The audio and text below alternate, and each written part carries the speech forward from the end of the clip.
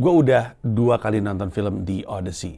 Pertama kali di Premiere, yang kedua di IMAX. Waktu gue nonton di Premiere, gue sebenarnya niatnya nonton di IMAX, tapi karena penuh banget, gue harus menerima kesempatan untuk nonton di Premiere. Pas nonton di Premiere, gue kagum sekali dengan filmnya. Gue langsung memastikan The Odyssey ini kayaknya ada di top 3 film Nolan favorit gue. So, gue pikir ini dibuat dengan kamera IMAX, diniatkan untuk ditayangkan di IMAX, jadi gue cari kesempatan untuk nonton di IMAX, dan akhirnya nonton juga, dan puas juga. Nah, gue sekarang semakin yakin bahwa The Odyssey ini adalah salah satu film favorit gue. Bukan cuma film Christopher Nolan favorit gue, tapi film favorit gue secara umum. Nah, gue tahu ada banyak yang gak setuju, ada banyak yang gak suka. Nah, ketika ada orang gak suka, pilihannya itu dua, antara emang selera, atau gak ngerti gimana caranya mengapresiasi The Odyssey. Nah, di video kali ini kita akan ngebahas gimana cara mengapresiasi The Odyssey. Bagaimana cara menikmati The Odyssey. Terutama film Christopher Nolan, bukan cuman epic saganya aja. Nah, di banyak video YouTube sebelumnya, gue pernah cerita tentang bagaimana caranya mengapresiasi karya seni. Ada 4 sebenarnya cara untuk mengapresiasi seni. Dari konsepnya, dari konteksnya, dari teknisnya, dan dari rasanya. 4 ini adalah patokan kita kalau mau mengapresiasi sebuah karya seni. Baik itu film, lagu, patung, lukis, apapun. Termasuk kesenian pertunjukan seperti tari, teater, dan juga stand up comedy. Kita bisa menikmati dari rasa, emang bagus aja, emang menggugah perasaan aja. Atau dari teknis pas kita lihat, gila tuh susah banget bikinnya ya. Sehingga lu mengapresiasi, lu kagum karena lu tahu nggak gampang nih bikin kayak gitu. Atau dari konteks, tadinya biasa aja, pas lu tahu cerita di balik itu atau konteks dari acaranya, lu makin kagum, gila juga nih. Kok bisa kayak gini ternyata ya. Oh, ternyata ini kisah di balik itu semua, sehingga lu makin mengapresiasi. Atau dari konsepnya. Ketika lu ngelihat, mungkin lu nggak gitu bisa mengapresiasi pas dijelasin kenapa dibikinnya kayak gitu. Cerita dan gagasan di balik karya itu, lu makin apresiasi, oh ternyata itu alasannya. Semakin naiklah apresiasi lu terhadap karya seni. Dan ini bisa mencakup banyak hal gitu. Kayak misalnya yang paling gampang ya, untuk mengapresiasi seni dari sisi rasa tuh biasanya musik. Lu bahkan nggak mesti ngerti artinya, kayak lu nggak mesti ngerti konteksnya, lu denger terus lu seneng aja. Lu denger lagunya bahasa Korea, pas lu denger, wah oke ya gitu. Kayak misalkan lagu Together-nya Seventeen ya. Waktu gue denger pertama kali, nggak ngerti lagunya, artinya apa. Jadi nggak ngerti arti. Terus gue nggak ngerti juga konteksnya apa, nggak ngerti semuanya. Tapi gue suka aja lagunya. Lagunya menurut gue upbeat dan seru dan menyenangkan. Belakangan gue tahu, gara-gara gue pakai untuk memperkenalkan opener Mensrea, ada di YouTube gue videonya. Gue tahu bahwa ternyata Together itu, konsep di balik lagunya itu adalah bahwa apapun yang lu lakukan, kalau dilakukan bersama-sama kita bisa melatih apapun. Gitu kurang lebihnya, kalau gue nggak salah. Sehingga lagi-lagi makin mengapresiasi karya seninya dari perspektifnya gue. Lagu tuh bisa kayak gitu. Dan dari sisi rasa, pas tahu konteksnya gitu misalnya, jadi makin apresiasi lagi. Kayak misalnya, di lagu tuh sering banget kayak, ini zaman gue banget ya, tapi, dan ini juga kalau gue nggak salah. Glenn tuh punya lagu judulnya Terserah. Kalau gue nggak salah, Terserah itu muncul nggak jauh setelah ada kabar dia mau cerai sama Dewi Sandra pada saat itu. Sehingga orang dengar lagunya seakan-akan punya konteks terhadap lagunya. Oh ini lagu pas zaman dia mau cerai nih. Dia mau bilang sama Dewi Sandra, terserah dah gitu. Ini sorry ya karena saya mengait-kaitkan orang yang sudah meninggal dan kisah cinta yang udah lama. Tapi ini cuma pengen menjelaskan aja. Karena gue nggak tahu apa yang zaman sekarang konteks lagunya gue pahami ya. Atau mungkin ini deh lagu Gajahnya Tulus gitu. Lu denger lagunya, lu suka. Pas lu tahu ternyata waktu dia muda, dia emang beneran dijuluki gajah, lu jadi makin apresiasi terhadap lagunya. Dan banyak orang ngerasa nyambung lah gitu. Satu rasa dengan lagunya karena dia ngalamin hal yang sama. Bisa juga lu ngelihat sebuah lukisan, atau gini deh, jangan lukisan deh, kita ngeliat patung deh. Ada banyak patung marmer gitu. Lu tahu betapa kerasnya marmer. Terus lu ngeliat patungnya, terus lu bilang, ini dibuat dari marmer loh, gini, tak, tak, otak. Gila, keras banget. Gimana caranya? Berapa lama dia bikin patung ini? Dan ini dari satu bongkah marmer, bukan disambung-sambung. Anjing, ini gimana? Berapa lama dia bikin ini? Gimana caranya dia bisa bikin marmer sehalus ini? Berapa orang yang ngerjainnya? Dikerjainnya tahun berapa? Wow, teknologinya lebih nggak tersedia lagi pada zamannya. Terus lu makin apresiasi gitu. Ada banyak lah kisah-kisah cara mengapresiasi seni. Kayak contohnya gini deh. Ini salah satu cerita favorit gue ya. Van Gogh tuh punya lukisan. Lukisannya itu self-portrait, kupingnya diperban. Kalau orang baru ngeliat pertama kali, nggak tahu itu Van Gogh, dia kan ngerasa, apa spesialnya lukisan ini? Terus kasih tahu, itu lukisan Van Gogh. Terus lu tahu kan namanya, lu pernah dengar Van Gogh tuh legendaris. Oh ini lukisan Van Gogh. Naiklah apresiasinya. Terus gitu kasih tahu nggak kenapa ada perbannya di situ? Kenapa? Dia berantem sama temennya yang konon adalah pacarnya juga, cowok. Van Gogh pada zamannya gay. Pada zamannya dulu banyak banget orang yang gay. Sebelum diazab oleh Allah Subhanahu wa taala. Setelah diazab masih muncul. Kok bisa ya udah diazab masih muncul? Pada zamannya si Van Gogh tuh tinggal sama seseorang itu konon adalah pacarnya, terus pacarnya nanya, kok orangnya kupingnya cuma satu? Jadi si Van Gogh lagi ngelukis orang, kok orangnya kupingnya cuma satu? Terus kata Van Gogh, karena dia lagi dari samping, tapi kan orang kupingnya dua. Iya kupingnya dua, tapi coba lu begini deh, kan yang kelihatan cuma satu kupingnya. Terus, ya tapi kan kalau gue gini ada dua. Ya tapi kan gue kan, nah terus mereka berantem soal perspektif. Si pacarnya itu merasanya harusnya kupingnya ada dua, semua orang kupingnya ada dua, nggak mungkin ada orang kupingnya cuma satu. Saking keselnya Van Gogh, dan Van Gogh juga emang agak gangguan jiwa, dia potong kupingnya. Udah kalau gitu, kalau emang menurut pas itu gue potong kuping gue kayak gitu. Jadi pas lu lihat, oh ternyata konteksnya itu ya, antara lu makin apresiasi atau makin nggak suka dengan lukisannya. Tapi intinya 4 cara itu adalah cara mengapresiasi sebuah karya seni. Nah, hari ini gue pengen cerita tentang film The Odyssey, dan gue akan cerita konsep, konteks, teknis, dan juga rasa dari cerita tersebut dari awal sampai akhir. Nah, film The Odyssey seperti halnya banyak film Christopher Nolan, secara waktu tuh nggak linear. Maju, mundur, begitu terus.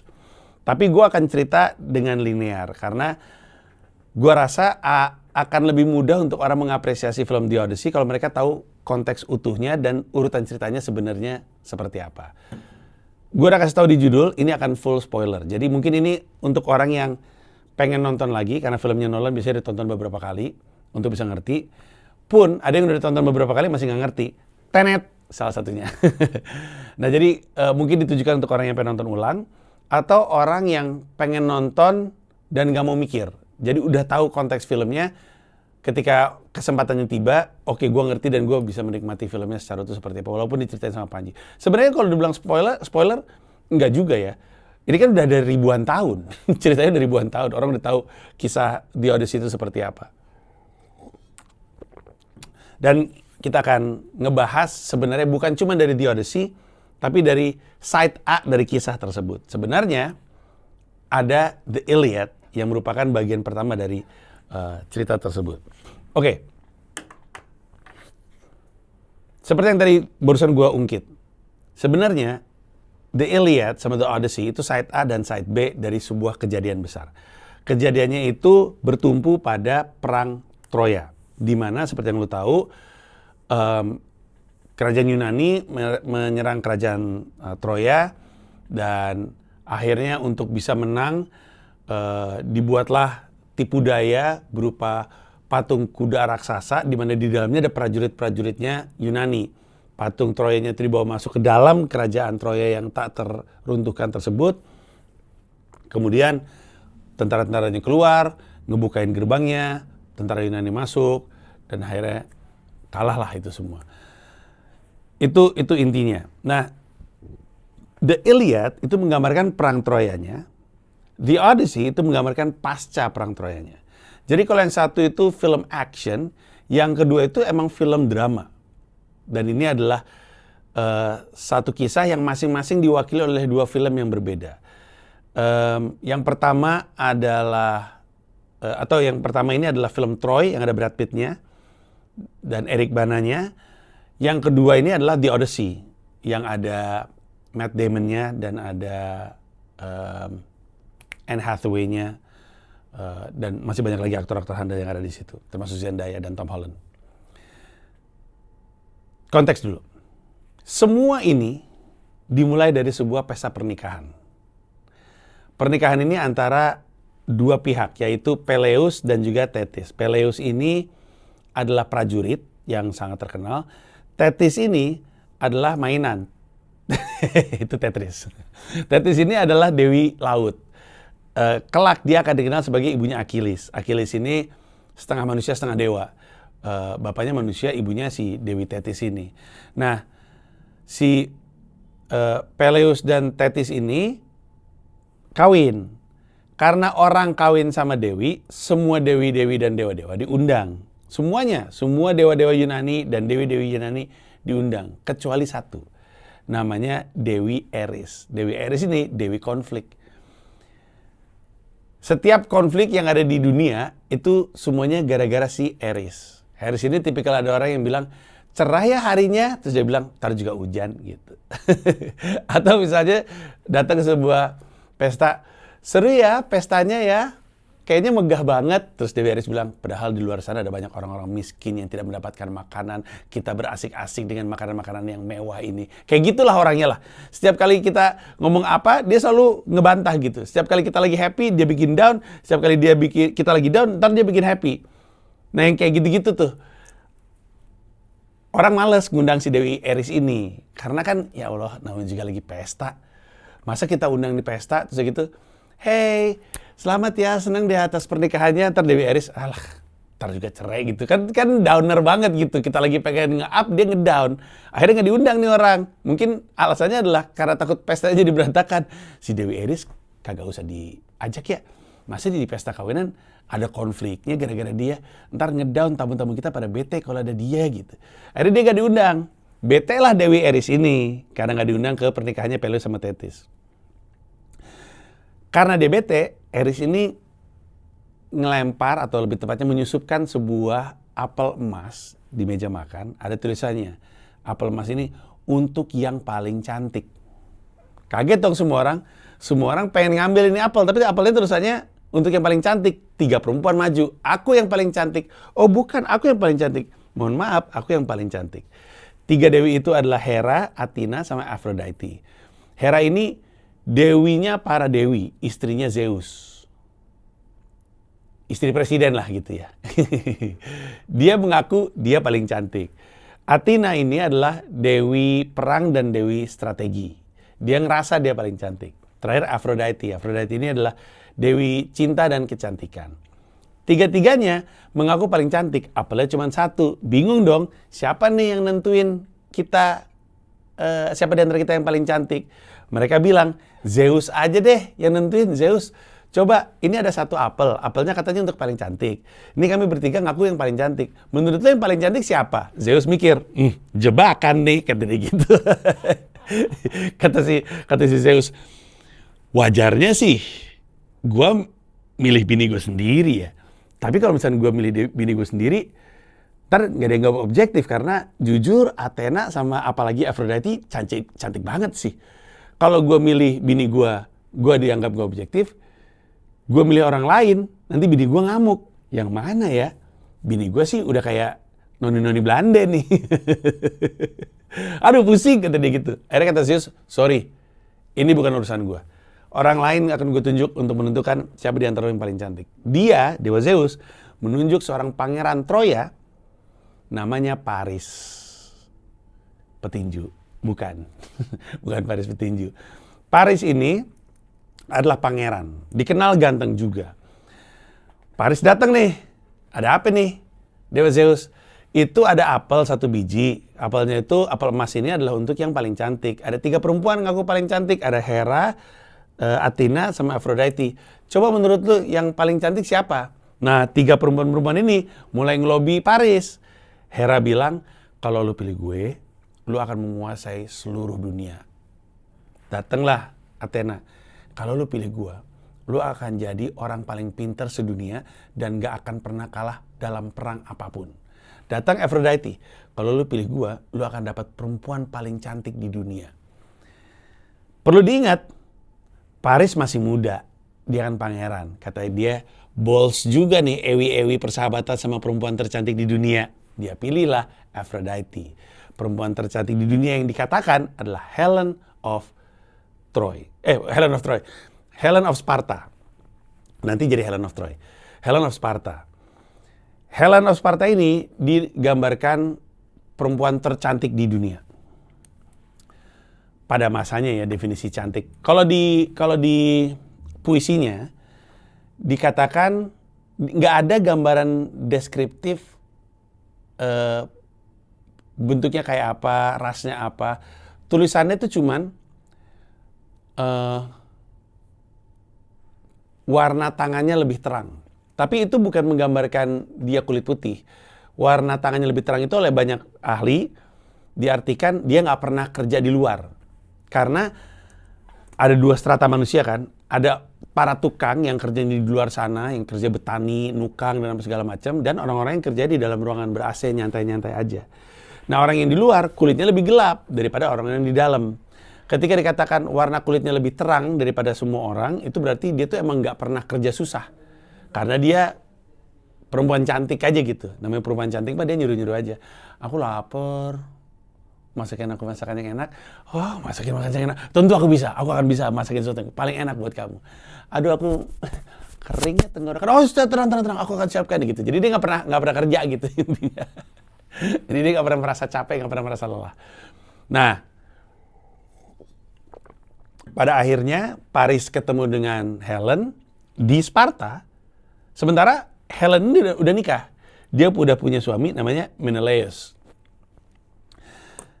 Ujung-ujungnya Helen ikut Paris kabur ke Troy. Nah, ada 3 versi tentang kenapa ini terjadi. Versi pertama, Helen dipelet sama Aphrodite. Karena Aphrodite udah janji kan, Helen dipelet, set! Langsung lah lu naksir. Persis kayak Aladdin naksir sama Princess Jasmine, terus ketemu Jin. Gue pengen jadi orang paling kaya. Tadi dia bilang, gue pengen Princess Jasmine jatuh cinta sama gue. Oh, gue gak bisa ngurus perasaan. Yaudah kalau gitu gue bikin gue jadi pangeran paling kaya gitu. Untuk mendapatkan hatinya gitu. Nah, mirip kayak gitu. Mirip kayak film Obsession. Nonton film Obsession gak? Gue nonton film Obsession, bagus banget itu film. Intinya, versi pertama adalah dipelet. Si Aphrodite melet Helen untuk jatuh cinta sama Paris. Versi kedua, emang naksir aja. Paris ngeliat, aduh cakep banget lagi nih orang. Terus Helen ngeliat, bos ini cowok ganteng daripada laki gua tua. Kerjanya berantem dan perang mulu, capek gua gitu. Terus versi ketiga adalah diculik. Nah, versi beda-beda. Kenapa versi beda-beda? Karena perlu diingat, baik The Iliad ataupun The Odyssey, itu awalnya adalah cerita yang dituturkan secara oral. Zaman dulu belum ada budaya nulis. Nggak ada tulisan, nggak ada cara untuk mencatat tulisan, dan nggak ada buku, belum ada buku. Orang pertama kali menikmati The Iliad sama The Odyssey dalam bentuk tuturan dari Homer. Homer tuh bukan Simpson, tapi nama penyair pada zaman dulu. Makanya The Iliad sama The Odyssey sebenarnya dikategorikan sebagai song. Sekarang kita kalau dengar song, kita memaknainya dengan lagu, yaitu sesuatu yang dituturkan secara verbal dengan nada. Zaman dulu nggak ada. Dulu nggak ada nadanya. Orang cuma ngomong begitu aja. Terus mungkin mengalami pergeseran, lama-lama orang ngomongin sebuah kisah, tapi ada nadanya. Lama-lama songnya jadi pendek. Sekarang jadilah struktur chorus, verse chorus, bridge chorus gitu kasarnya. Nah, karena disampaikan pertama kali oleh Homer, kemudian didengar sama orang lain dan diceritakan lagi berkali-kali, banyak pergeseran terhadap kisah di Odyssey ini. Bahkan, dan juga di Iliad. Bahkan ada banyak versi pemaknaan atau interpretasi dari Iliad ataupun Odyssey. Terakhir si Christopher Nolan itu ngambil adaptasi dari versi, gue lupa nama penulis perempuannya, Emily siapa gitu, gue lupa. Itu juga penulisnya nggak happy sama The Odyssey. Karena menurut dia paling menarik, menurut Christopher Nolan paling menarik. Nah, cuman karena memang dituturkan dan pindah dari kuping ke kuping, ada banyak versi. Bagaimanapun, si Paris bawa Helen ke Troy. Menelaus marah sekali. Menelaus bilang sama abangnya, "Bang, tolong dibantu, bini gue diculik, bantu gue bawa balik bini gue tersinggung." Agamemnon, abangnya, emang pingin menguasai jalur perdagangan. Karena Agamemnon itu adalah rajanya Yunani lah. Si Menelaus itu raja Sparta, Odysseus itu raja Ithaka, terus Jokowi raja Jawa. Siapa? Agamemnon raja Yunani lah gitu, raja paling gedenya. Nah, dia memang ekspansif gitu kerjanya, dan dia udah dari lama tuh nyari alasan untuk menguasai Troy. Adiknya kayak gitu, dia bilang, "Tenang saja adikku, kita akan hajar itu kerajaan, kurang ajar, nggak ada yang boleh bikin adik saya sakit hati." Berangkatlah mereka perang. Dalam perang ini dikatakan 1.000 kapal berangkat ke Troy. Makanya Helen tuh julukannya the face that sent 1,000 ships. Wajahnya itu, kecantikannya membuat 1.000 kapal berangkat untuknya, gitu kasarnya. Agamemnon ngumpulin orang-orang, termasuk ngajak Odysseus, dan ada banyak prajurit-prajurit terkenal Yunani yang diajak. Ada Ajax, bukan Amsterdam, namanya Ajax, dan Achilles. Achilles ini legendaris banget jagonya, sakti lah. Tapi Achilles ini nggak mau perang kalau dia nggak mood gitu. Pokoknya kalau perang karena gue mau, bukan karena disuruh gitu. Si Agamemnon ini agak bete sama Achilles karena Achilles nggak bisa diatur. Achilles ngerasa, ngapain gue perang untuk Agamemnon? Gue mau perang untuk diri gue sendiri. Gue bukan prajuritnya siapa-siapa gitu. Adalah Odysseus yang memancing Achilles untuk mau berangkat perang.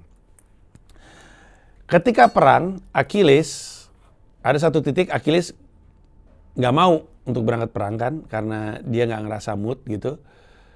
Berangkatlah seorang pria namanya Patroclus, kalau gue nggak salah.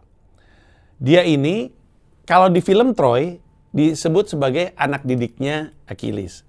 Tapi sebenarnya dalam puisi tersebut, Patroclus ini cowok yang merupakan pacarnya Achilles. Nah, Patroclus ini bilang, "Ayo buruan perang, kita mesti perang atas nama Yunani," gitu. Terus kata Achilles, "Bukan atas nama Yunani, ini atas nama haus kekuasaannya si Agamemnon. Ngapain kita ngikutin ambisinya dia, kita tuh nggak ada urusan sama dia." Patroclus bilang, "Gila lu tuh nggak patriotis gitu." "Beb," kata Achilles, "udah nggak usah berangkat, kita besok-besok aja gitu."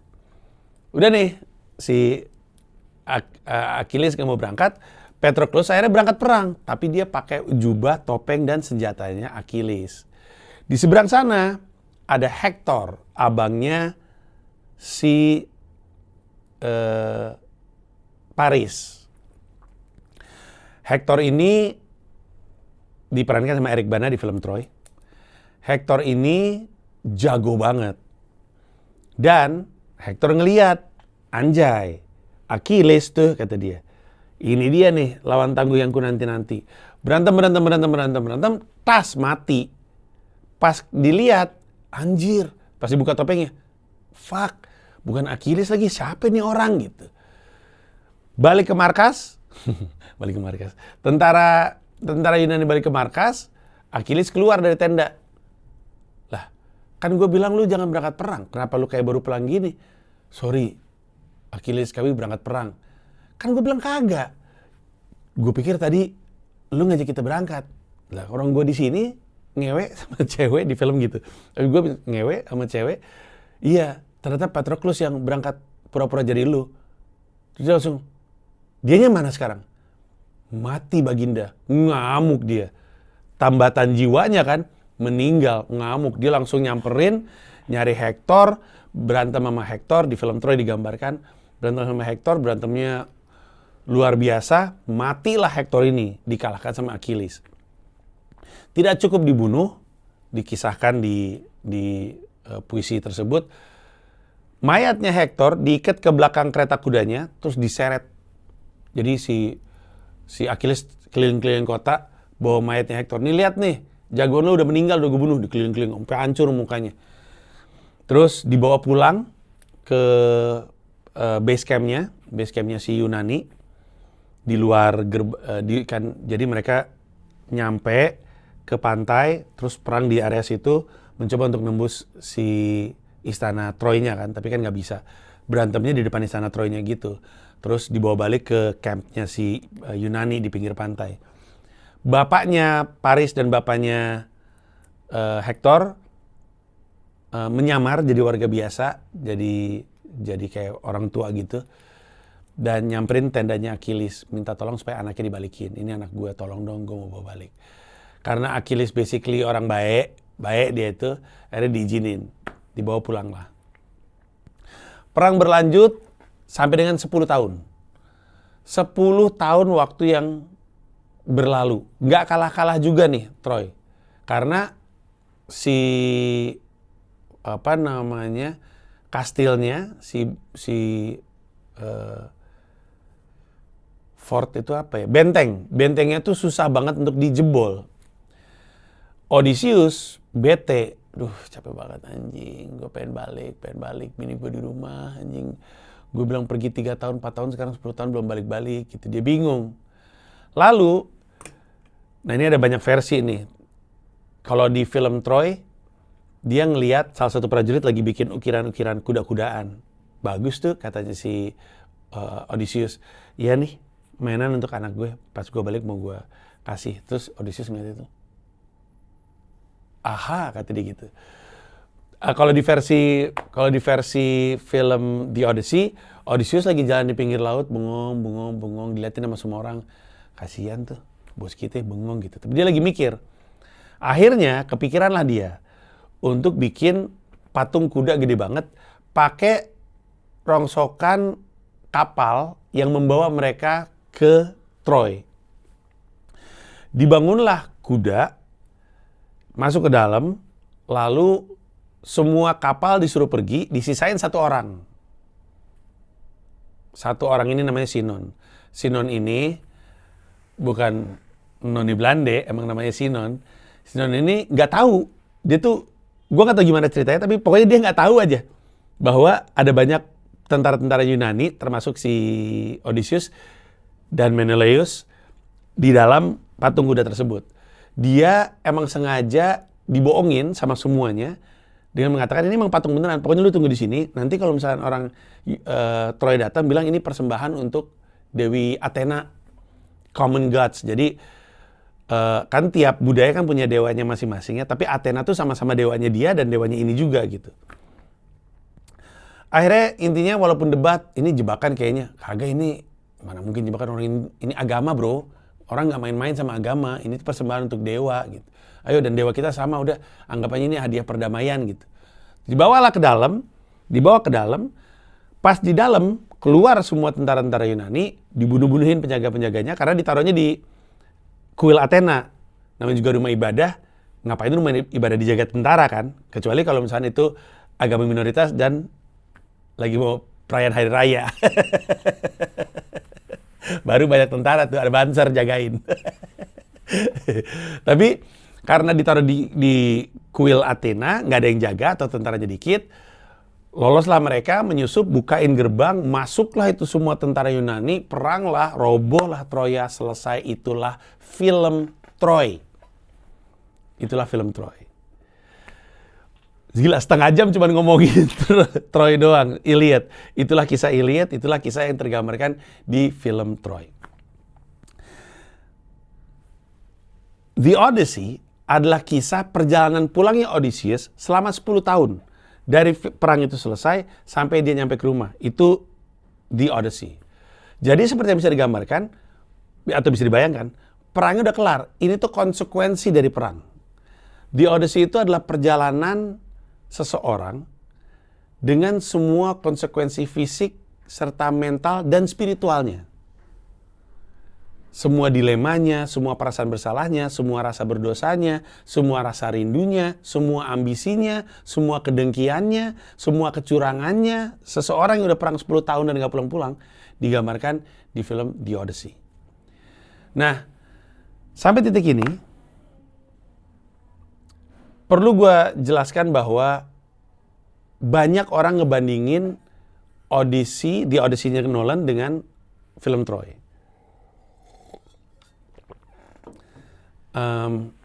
Seperti misalnya, gue mau ngambil gambaran terhadap Agamemnon. Agamemnon emang agak lain dengan yang dibandingkan. Bukan Empat Orang Batak ya, maksudnya agak lain dengan penggambaran Agamemnon di film Troy. Di film Troy, bapak-bapak tua aja, bapak-bapak tua. Di film The Odyssey, dia digambarkan seperti sosok yang tak tersentuh. Bahkan mukanya hampir nggak pernah kelihatan. Jadi kayak apa ya? Kayak kalau di film Troy itu semuanya tuh face value gitu, apa adanya, plek-plekan. Kalau di film The Odyssey itu ada banyak penggambaran dramatis.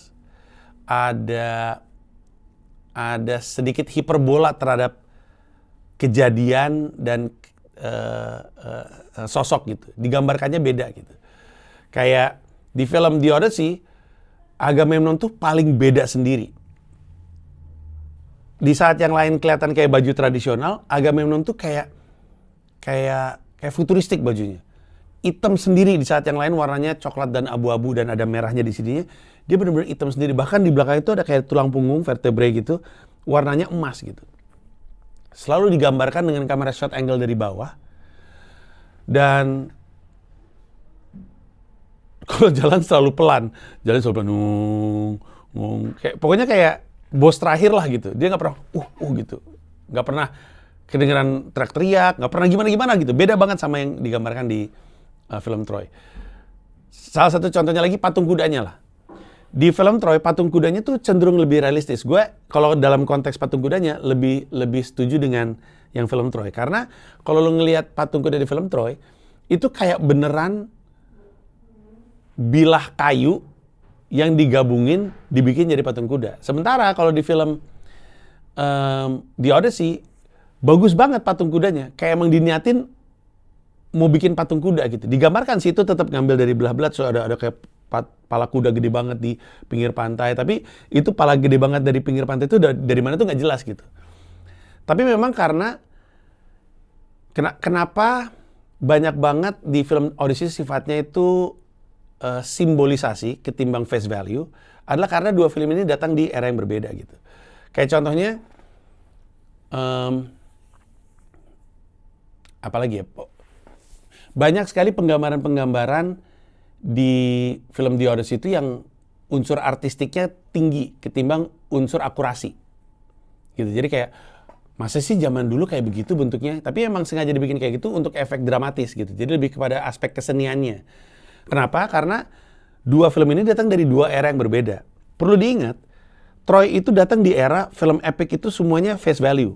Apa adanya. Dalam periode 10 tahun, ada Braveheart, ada Gladiator, ada The Patriot. Braveheart itu kalau nggak salah 95-96. Di tahun 2000 ada Gladiator, Russell Crowe. Di tahun 2000 juga ada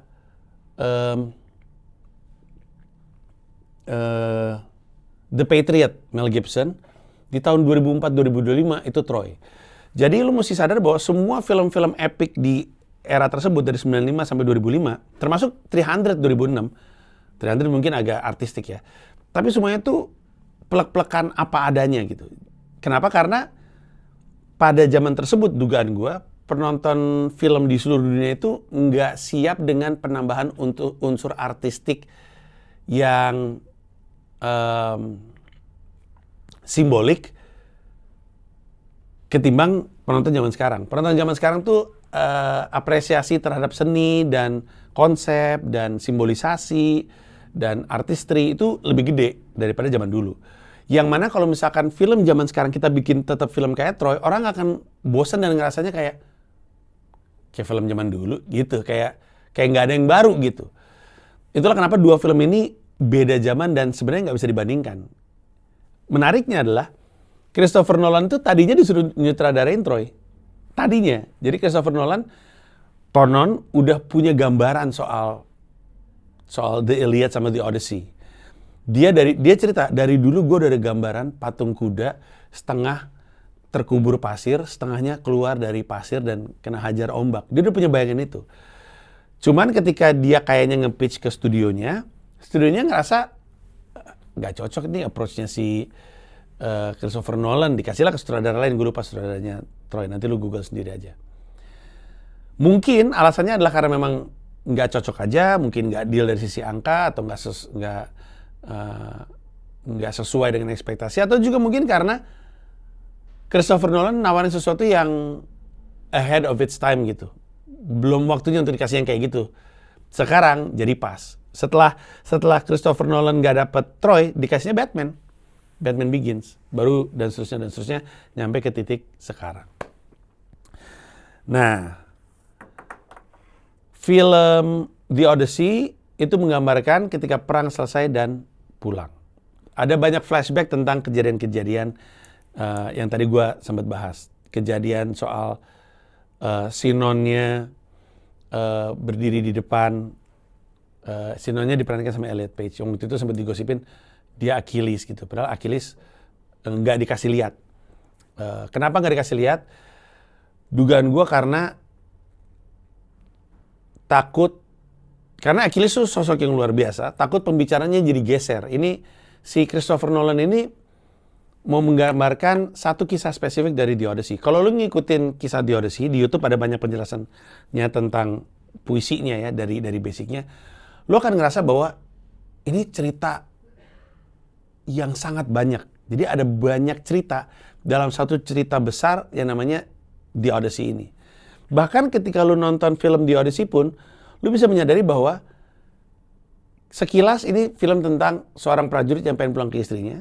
Tapi terus lu ngerasa ini film tentang banyak hal. Kayak ini film tentang kesetiaan seorang istri yang ditinggal pergi sama suaminya. Ini film tentang seorang anak yang gak kenal bapaknya siapa dan bingung gimana harus menjadi orang dewasa di saat ada orang-orang lebih dewasa lain di kerajaannya yang pengen menikah ibunya. Buat gue pribadi ini film tentang apa yang terjadi sama orang yang menghalalkan segala cara untuk menang. Sebenarnya bukan untuk menang, untuk pulang. Itu ada konsekuensi psikologis dan logis terhadap itu. Dan di film itu juga digambarkan bagaimana seorang pemimpin itu tidak sempurna, bisa saja salah, tapi tetap punya kebijaksanaan dan punya wawasan yang lebih tinggi daripada yang lainnya. Bagaimana cara memimpin orang-orang ini. Film ini juga berbicara tentang penebusan dosa terhadap seseorang. Lu udah ngelakuin ini dan lu harus ngelewatin ini untuk menebus dosa lo di belakang. Banyak sekali. Nah cuman di antara semua film dan semua cerita yang ada di The Odyssey ini, si Nolan dugaan gue ingin menggambarkan kisah Odysseus dan apa yang ada di kepalanya akibat hal-hal yang dilakukan demi menang. Kayak contoh yang perlu disadari, sebenarnya dia tuh dosa. Si Odysseus ini dosa. Dia menipu pakai agama. I bet you heard about that somewhere. Dia menggunakan agama untuk memuluskan agendanya. Sebenarnya parah banget kan itu. Dia bikin sebuah patung kuda yang dia bilang ini adalah persembahan untuk Dewi Athena. Tapi sebenarnya itu pura-pura. Dia bukan pengen ngasih persembahan. Dia pengen bunuh orang dan pengen memenangkan perang supaya dia bisa pulang. Itu kan secara moral salah gitu. Emang nggak ada aturan yang dia langgar, tapi secara moral kan salah gitu. Dan itu punya konsekuensi logis, spiritual, dan psikologis. Dan itulah yang digambarkan dalam perjalanan tersebut. Banyak simbolisasinya sih menurut gua. Lu bisa nonton Odysseus dan ngelihat, oh dia ketemu monster, oh dia dilupakan nama sosok bernama Calypso karena disuruh makan kelopak bunga lotus gitu. Atau lu bisa ngeliat itu sebagai sesuatu yang simbolis gitu. Makanya The Odyssey itu cocok zaman sekarang karena susah sekali banyak simbolisasinya, banyak konsepnya yang mungkin kelewat kalau dibuat di era 95 sampai 2005 gitu. Nah, gue belum masuk juga ke film The Odyssey.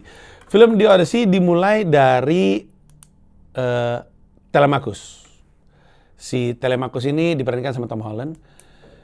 Dia bingung, bapaknya udah hampir 20 tahun nggak balik. Dia itu ditinggal waktu masih umur 2 tahun, terus 20 tahun kemudian bapaknya nggak balik. Itu berarti Telemachus tuh harusnya umurnya 22-an. Tapi Tom Holland di salah satu wawancara bilang, anjir gue salah lagi. Jadi ada panel diskusi gitu. Terus ditanya, menurut lu Telemachus umurnya berapa? Terus si Matt Damon bilang, kalau dia masih bayi, masih balita, dan 20 tahun kemudian, berarti harusnya dia umurnya 22 atau 25. Terus Tom Holland bilang, aduh, kemarin gue mainnya dengan di kepala dia umurnya 16 lagi. jadi nggak nyangka, aduh itu kesalahan yang besar sekali. Aduh gue malu, kata dia. Harusnya gue 22 atau 25 ya? Iya. Aduh mental state yang gue mainin 16 lagi, aduh gue malu banget. Dan lu akan ngerasa bahwa si Tom Holland tuh di film The Odyssey itu kelakuannya remaja banget. Dimana sebenarnya harusnya dia 22 sampai 25 sebenarnya. Terus intinya bapaknya nggak balik-balik. Di rumahnya, di istananya, itu ada suitors atau peminat. Peminat terhadap ibunya, Penelope. Ibunya udah ditinggal 20 tahun kan. Kerajaannya tuh nggak punya raja selama 20 tahun. Si Telemachus nggak cukup umur untuk jadi raja. Berarti antara nggak punya raja terus selamanya atau harus ada raja baru. Masuklah laki-laki sange ini ke dalam istana. Ya sebagian besar sange, sebagian kecil pengen jadi raja aja, walaupun sebenarnya nggak akses sama Penelope. Dan makan di situ. Kenapa makan? Karena ada istilah, bukan istilah, ada Zeus' Law atau hukum Dewa Zeus. Rumah lu harus lu buka terhadap siapapun yang masuk. Termasuk kalau orang itu gembel. Kenapa? Karena lu nggak tahu, jangan-jangan gembel itu adalah titisan dewa atau dewa yang lagi menyamar. Karena itu, istananya si Odysseus yang ditinggali sama Penelope sama Telemachus, itu selalu membuka pintunya untuk siapapun, termasuk laki-laki sange ini. Laki-laki sange ini datang dengan bilang, gue mau main dong ke rumah lu gitu. Aduh, bapaknya nggak ada, hukum Zeus, kalau ada tamu mesti dijamu. Ya udah masuk. Ya, mau makan apa? Mau makan. Lu ada aja makanan apa? Ya ada makan. Ini anggur ada nggak ada? Keluarin. Nah dari tadinya 1, terus 2, ke 4, ke 5, ke 6, tiba-tiba ada ratusan. Gembel tetap datang dan gembelnya diusir. Apaan lu gembel, jangan masuk. Terus Telemachus bilang, nggak boleh gitu sama gembel. Dia sama lu bisa masuk ke sini atas aturan yang sama. Zeus' Law. Ya tapi kan mana mungkin dewa bau kayak gini. Terus Telemachus bilang, ya namanya juga nyamar, kalau wangi mah ketahuan dia dewa gitu.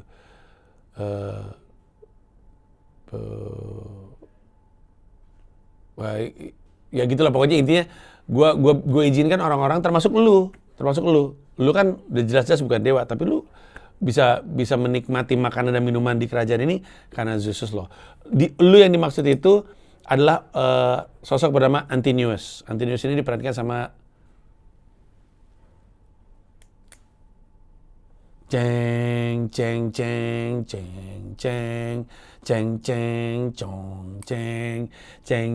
siapa yang main jadi Batman di film The Batman? Robert Pattinson. Betul. Ada yang ngomong Robert Pattinson ya, Robert Pattinson. Nah, jadi digambarkan ada Penelope, ada Telemachus, ada Antinous, salah satu orang yang pengen nikahin Penelope, dan ada Eumaeus. Eumaeus ini adalah gembala babi kerajaan dan orang kepercayaannya Odysseus. Terus dalam situasi kayak gitu, Penelope yang diperankan sama Anne Hathaway, dan menurut gue ya actingnya bagus banget. Anne Hathaway. Menurut gue yang actingnya paling bagus tuh, dua yang actingnya paling bagus menurut gue, itu Anne Hathaway sama Robert Pattinson. Bagus banget mainnya.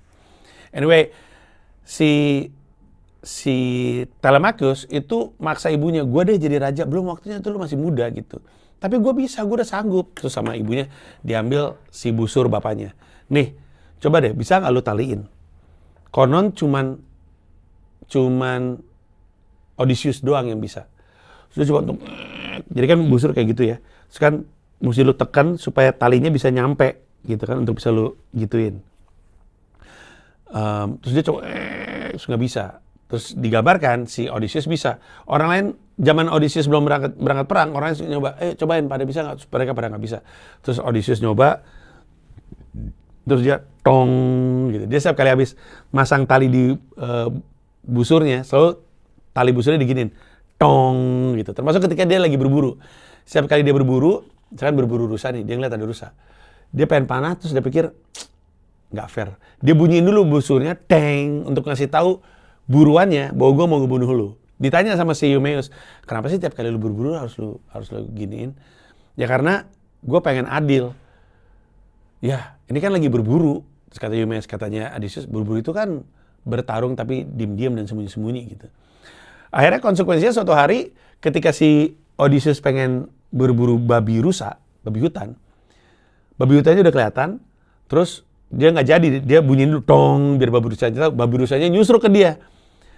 Akhirnya larinya saking kencengnya, kakinya si Odysseus kehajar sama taringnya si babi rusa sampai ada satu pembantu ya, pesuruh istananya ngejahitin kakinya lah.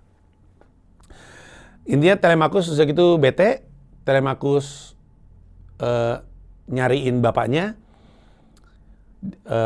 Terus Telemachus dan Penelope itu selalu nunggu kabar dari pendatang. Jadi setiap kali ada pendatang, misalkan ada bapak-bapak gitu ya, capek banget, dia datang ke istananya si istana Ithaka itu. Terus mau minta makan dong, silakan masuk gitu. Terus biasanya ngasih tahu ke Penelope, Bu, ada orang asing dari jauh datang gitu. Oh, gue pengen ngomong sama dia. Terus selalu dan Telemachusnya bilang, jangan ngarang-ngarang ya demi lu bisa makan di sini. Nyokap gue tahu kalau lu bohong. Kalau lu sebenarnya nggak pernah ngelihat dan nggak pernah dengar apa-apa soal Odysseus, lu bilang jangan bohong karena nyokap gue bisa nandain. Kenapa nyokapnya bisa nandain? Karena nyokapnya selalu nanya, lu ketemu sama Odysseus? Iya. Dia pakai apa? Pakai baju biasa, dia gagah gitu. Oh, berarti ini orang nggak pernah ketemu. Kenapa? Karena di bajunya si Odysseus ada satu benda yang janggal, yaitu pin Athena yang dia tempel di sini. Janggalnya karena pin Athena itu pin perempuan, pin miliknya Penelope. Penelope ngasih ini nih, lu pegang, ini pin Athena gue, dia akan melindungi lu. Terus katanya Odysseus, tapi aneh banget di baju gue, udah pokoknya pakai gitu. Makanya setiap kali ada pendatang dari luar, si Penelope nanya, kayak apa waktu itu dia ngeliat lu? Kayak apa dia waktu lu lihat? Ketika deskripsinya nggak menggambarkan ada pin aneh tersebut, dia bilang ini bohong. Nah, di antara informasi-informasi dari pendatang-pendatang gembel-gembel ini, Telemachus dengar Menelaus sudah balik. Dia bilang, Menelaus sudah balik beberapa tahun yang lalu. Kenapa bokap gue belum balik? Dia bilang sama ibunya, Bu, gue ke Sparta ya, nyamperin Menelaus, gue pengen nanya dia udah balik. Mungkin bapak masih hidup, ya mungkin bapak udah mati gitu. Ya terus mau gimana lagi? Berantem lah intinya lah. Kaburlah si si Telemachus bawa orang yang ngajarin dia berantem. Namanya mentor.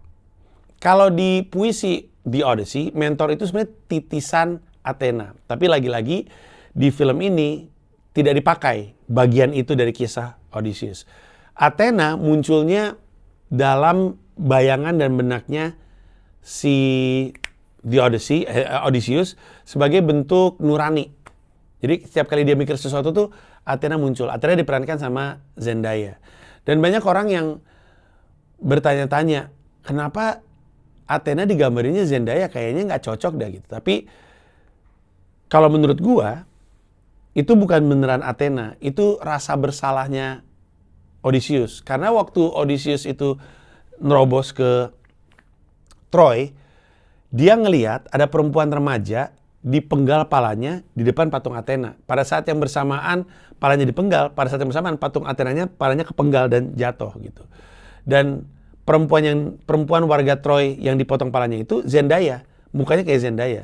Makanya setiap kali dia muncul nuraninya, muncul rasa bersalahnya, muncul bingungnya, yang muncul bersama dengan itu adalah sosok yang dia sebut Athena, yang wajahnya kayak perempuan yang dipenggal kepalanya tersebut. Jadi gue ngerasa itu bukan beneran Athena, tapi itu adalah rasa bersalah dia yang muncul karena dia ngelihat perempuan itu dipenggal di depan kepalanya di saat yang bersamaan ketika dia ngelihat Athena dipenggal kepalanya. Di saat yang bersamaan dia juga ngerasa dosa nggak ya gue ngelakuin ini gitu.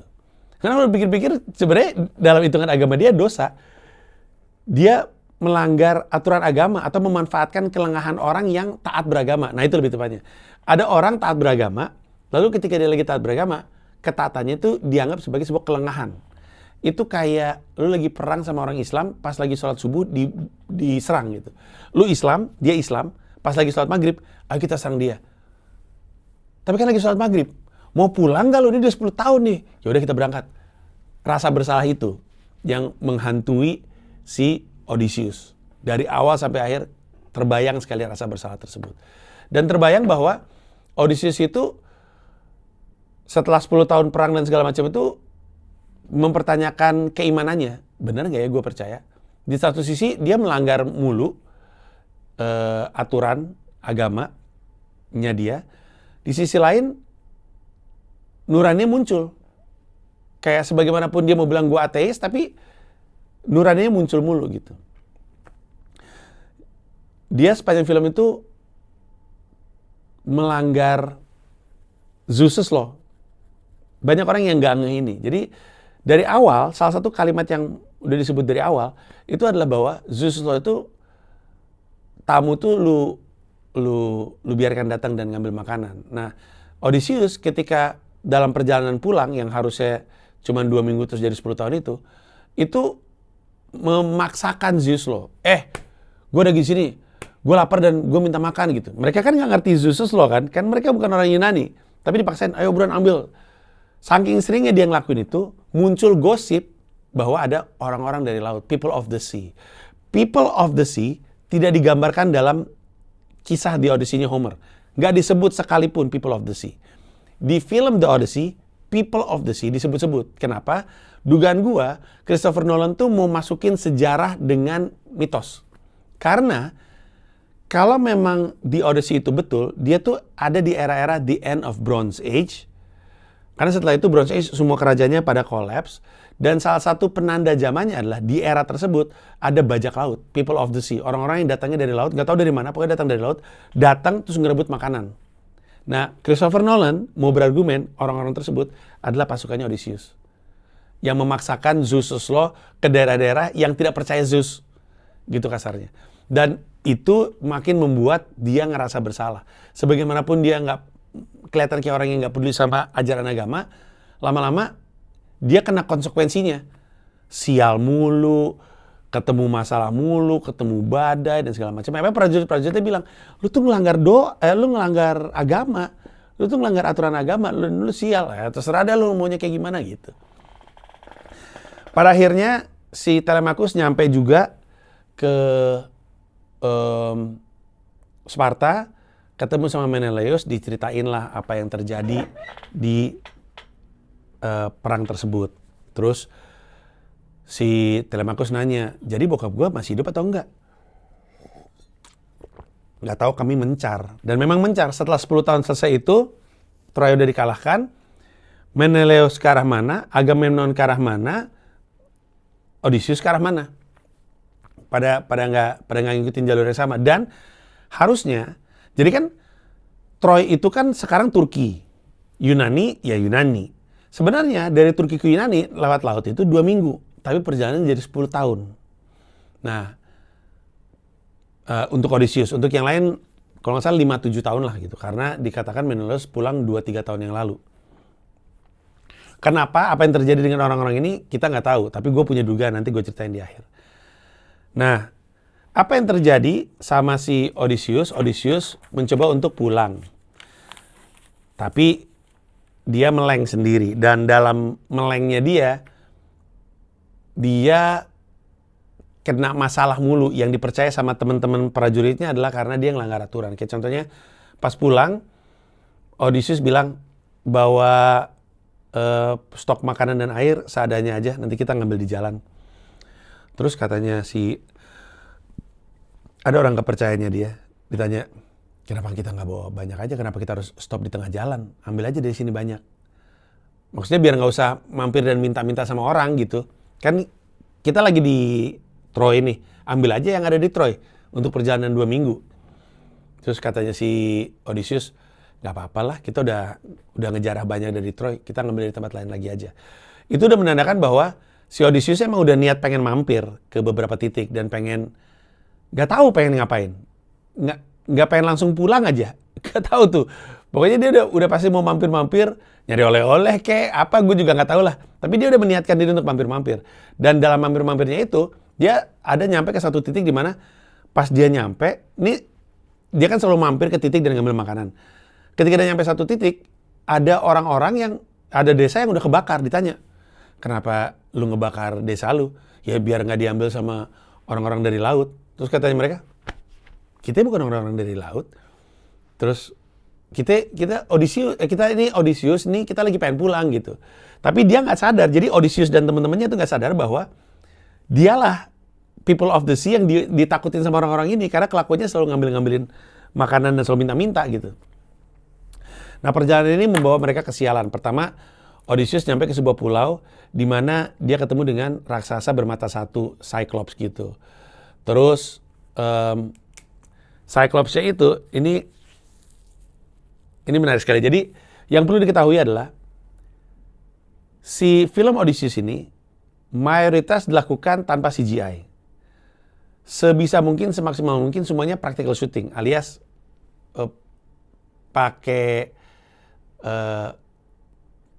nggak pakai aset-aset digital lah gitu. Kayak contohnya gue inget banget karena waktu Particular gue sempat dikasih pilihan, lu mau practical atau mau digital terhadap adegan tembak-tembakan. Kalau nonton Particular masih ada di Netflix, di seperempat terakhir atau deket-deket terakhir itu ada adegan tembak-tembakan. Nah terus waktu itu tanya, lu mau, jadi ada Deva lagi megang pistolnya meledak, dar. Lu mau ledakannya itu digital, pokoknya Deva hanya perlu begini, atau si Deva beneran megang pistolnya meledak. Gue inget banget ini. Terus gue bilang, di kepala gue, ini maaf ya, di kepala gue tuh gue takut jelek kalau misalkan pakai digital gitu. Gue takutnya kayak, aduh kelihatan banget lagi digital gitu. Jadi gue minta praktikal. Deva bilang, aman gak nih? Kata dia. Ntar tangan gue putus lagi. Terus, enggak aman kok. Dia gitu. Bener ya, awas kalau tangan gue putus. Tapi akhirnya beneran. Jadi ada adegan ceritanya, si Deva lagi gini, tangannya ditembak gitulah. Bahkan, ada adegan di mana gue lagi ngadep ke tembok, terus di sini ada dar gitu. Jadi gue ditembak tapi kena ke tembok. Nah, ditanya lagi itu mau digital atau mau beneran? Beneran aja. Jadi sebenarnya ada peledak kecil gitu dekat kepala gue. Nah, konsekuensi dari practical shooting itu adalah susah. Dua-duanya susah. Gue nggak mau bilang gue bisa bikin CGI, tapi emang Christopher Nolan tuh kayaknya ya emang keinginannya dia untuk melawan semua film-film CGI ini, dan untuk menang atas film-film CGI ini harus ada nuansa real. Dan gue setuju. Kita tuh ya saking seringnya nonton Avenger deh ya, kita tuh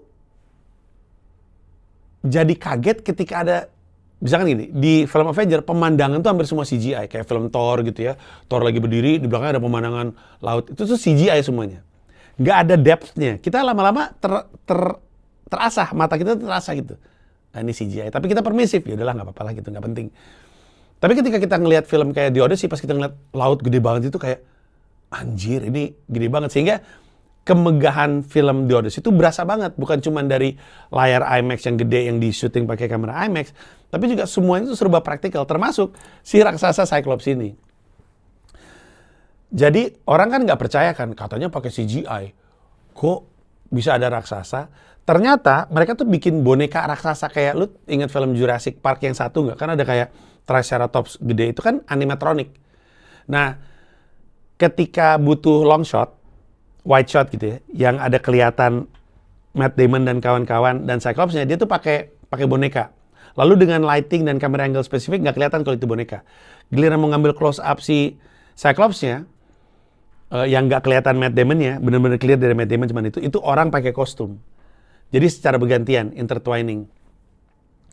Dan intinya Setelah lawan Cyclops, si Odysseus dan kawan-kawan berhasil kabur.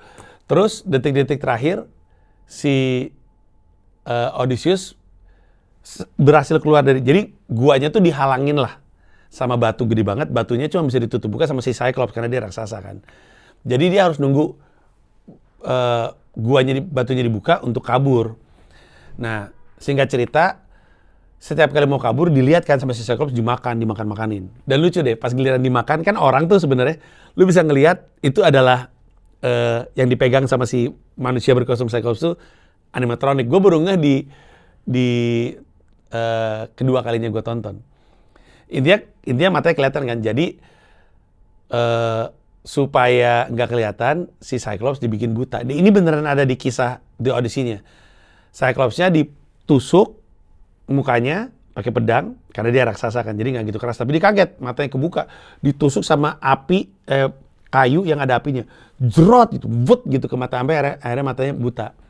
Ketika ditusuk dia ngomong, Poseidon ayahku, tolong aku dilukai gitu. Terus semua orang sadar, fuck, anaknya Poseidon, dewa laut, anaknya Poseidon, anjing yang kita sakitin, ya mana gue tahu, gitulah pokoknya. Kejadian aja satu kualat sama Poseidon kan. Terus, by the way, kalau di kisah Odysseus-nya sebenarnya Cyclops-nya ada banyak. Lalu si Odysseus bilang dia namanya Nobody. Nama kamu siapa? Kata Cyclops-nya. Nama saya Nobody. Terus ketika ditusuk matanya, si Cyclops raksasa tuh teriak, tolong, saya ditusuk matanya. Terus ditanya sama Cyclops lain, siapa yang nusuk mata lu? Nobody gitu. Terus teman-teman, aneh lu gitu. Itu yang beneran, tapi itu tidak digambarkan karena gue setuju kalau itu dimasukin itu agak-agak distracting lah gitu. Terlalu wadau gitu. Anyway, dia berhasil kabur dari si Cyclops. Terus dia mampir ke sebuah pulau, mau nyari makanan. Prajurit-prajurit turun. Biasalah mau nyari makanan, mau ngambil makanan. Terus ketemu sama pasukan raksasa, bentuknya gede-gede banget. Kalau dibandingin Odysseus dan prajuritnya kayak sepinggangnya gitu. Dan lagi-lagi itu juga dibuat tidak dengan CGI, tapi dengan stuntman. Ketika adegannya membutuhkan perspektif yang luas, jadi kelihatan prajuritnya dan kelihatan si pasukan raksasanya, Odysseus diganti sama stuntman, banyak perempuan. Yang mainin Odysseus di adegan itu adalah seorang perempuan yang tingginya 150 cm. Sementara pasukan-pasukan itu isinya orang-orang 2 meter. Jadi karena pakai topeng, jadi kelihatan kayak anjing, gede banget nih orang gitu. Padahal yang satu 2 meter, yang satu 150 cm. Perempuan tuh yang gantiin si Matt Damon, stuntman-nya. Terus berhasil kabur. Beberapa prajuritnya meninggoy. Terus pergi lagi, ketemulah ke sebuah pulau. Terus ada rumah tuh di atas pulau. Kita nyari makan di situ aja yuk gitu. Tapi terus prajurit-prajuritnya pada bete, lu kualat lu, udah lu di sini aja biar kita yang nyari makanan gitu. Terus katanya si Odysseus, oh ini mutiny nih, pembangkangan. Ya terserah lah gitu. Pokoknya lu di sini aja soalnya lu udah bikin bete dewa mulu dari tadi. Udah, kita aja yang ambil makanan. Berangkatlah mereka, ketemu perempuan. Perempuan ini kaget kan disambut sama tentara-tentara kan. Takut jangan-jangan ini man of the sea lagi, people of the sea. Bilang, oh enggak, bukan. Kami cuma pengen nyari makan. Ada makan nggak? Terus kata si perempuan ini, ada. Nih dikasih makan. Kasih makan sup. Tentara-tentara pada makan sup. Wah, mereka lahap banget. Lama-lama si perempuannya tenang. Ternyata perempuan itu bukan sembarang perempuan. Dia adalah Circe. Circe itu adalah penyihir. Dan dia ngasih makanan yang membuat prajurit-prajurit tersebut berubah jadi babi. Nah, lagi-lagi ini dilakukan secara praktikal. Secara praktikal, bukan pakai CGI. Padahal ada adegan mukanya berubah jadi babi. Itu semua animatronik. Jadi si Circe itu ketika dia megang palanya ini pala animatronik. Tapi memang cukup realis gitu. Tapi karena ada banyak cut-nya, angle-nya berubah-berubah, nggak kelihatan kayak itu animatronik gitu. Tapi itu beneran. Jadi tangannya masuk ke mulut tuh, mulut animatronik semuanya. Nah, berubahlah nih semua pasukan-pasukannya Odysseus jadi babi kan. Terus Odysseus di bawah nih, lagi berburu. Dia berburu rusa, nyari makanan. Karena dia nggak diajak makan di atas, ya udah gue makan diri deh. Ntar yang gue buru, gue kasih sama lu juga kalau lu nggak dapat makanan, katanya gitu. Terus dia ngeliat ada rusa. Dia mau bunuh, terus dia gini dulu. Teng. Rusanya kabur kan, dikejar lah, biar fair kan katanya gitu. Pas dihajar, set, jret, pas dilihat, lah kok jadi orang, dia kaget. Fuck, ada yang salah nih dengan ini pilot. Terus dia lari kan, nyelamatin temen-temennya. Dia nyampe ke rumah tersebut, dia nggak nemu temen-temennya. Adanya babi banyak banget. Babinya pada nyusuk ke dia semua, dia nggak ngeh kan. Kenapa nih babi pada nyusuk gue? Padahal ini prajurit pengen bilang, jangan masuk bos, jangan masuk, kami berubah jadi jadi babi. Tapi nggak bisa ngomong kan. Masuklah si Odysseus ke situ. Odysseus ditawarin makan. Pas ditawarin makan, Odysseus sudah ngerasa kayak ada yang aneh ya. Akhirnya dia nemuin satu cincin yang milik temennya. Sebenarnya milik dia, tapi dikasih ke temennya. Dia mengenali itu karena dia yang ngasih kan. Lu apain pasukan gua? Terus akhirnya singkat cerita pokoknya ketahuan si penyihir ini bete sama pasukan-pasukan ini. Terus katanya si Odysseus, lah emang mereka nyakitin lu? Bisa aja mereka nyakitin gua. Mereka cuma pengen pulang. Udahlah, maafin mereka. Mereka mungkin kasar dan mereka sembarangan. Tapi ini cuma orang-orang yang pengen pulang. Tolong dong dibalikin lagi jadi prajurit. Saya dibalikin lagi jadi prajurit. Terus si Cersei ini ngomong. Si Odysseus nanya, gue pengen balik ke Ithaka, gimana caranya? Terus Cersei ini yang bilang, lu mesti ke Hades atau alam baka. Dan di sana si penjaga alam bakanya akan ngasih tahu lu gimana caranya pulang. Terus sebenarnya kalau di puisinya dia pergi ke Hades, terus balik ke tempatnya Cersei, terus Cersei kasih tahu lagi mesti kemana. Tapi kalau di sini semuanya langsung dijadiin satu. Cersei bilang lu ketemu Hades, ke Hades, ketemu si penjaga Hadesnya, ketemu penjaga alam bakanya, atau Hadesnya itu penjaga alam bakanya. Terus nanti lu diarahin balik. Pergilah dia. Nah ini salah satu adegan favorit gue. Dia ngelewatin, pokoknya dikasih tahu sama Cersei, lu lewat sini, lu belok kiri, belok kanan, nanti ada perempatan belok kiri, gitu-gitu lah pokoknya. Lewat pulau ini, gini-gini, nanti lu akan nyampe lah mereka. Semuanya tuh kayak pasir hitam gitu. Terus mereka bikin sesembahan, motong 2 babi. Gue pas nonton itu, anjir jadi ingat waktu gue di Toraja.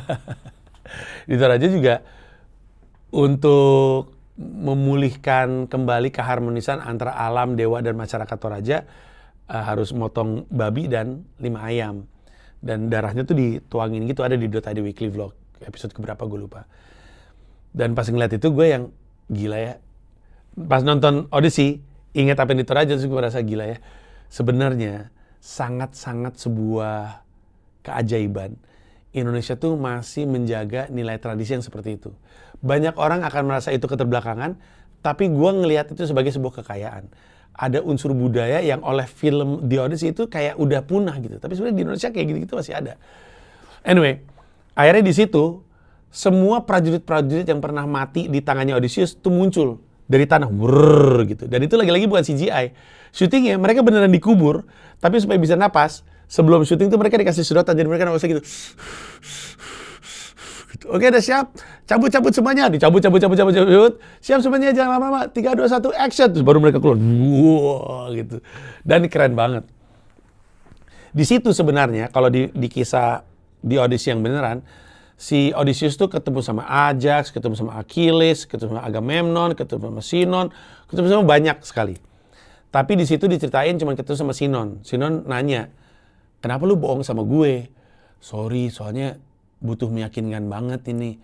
Tapi lu ngorbanin gue tuh rela mati buat lu, gue rela untuk ngelakuin apapun untuk lu. Terus si Odysseus bilang, iya tapi sorry, gue ada kok di situ, gue ada bersama dengan lu di detik-detik terakhir. Gua dan semua prajurit-prajurit lu ini merasa nggak diapresiasi sama lu. Mayat-mayatnya lu biarin bergelimpangan, nggak sesuai dengan Zeus lo. Harusnya lu kubur semuanya dengan normal, tapi ini semuanya enggak gitu kasarnya. Nah, disinilah kenapa gua pengen membahas kenapa Elliot Page, namanya bukan Elliot, sekarang namanya siapa ya? Elliot Page itu kan aktor yang tadinya perempuan, terus cross gender jadi laki-laki.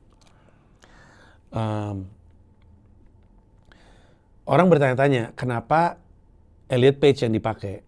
Nah, gua nggak pernah dapat penjelasan resminya.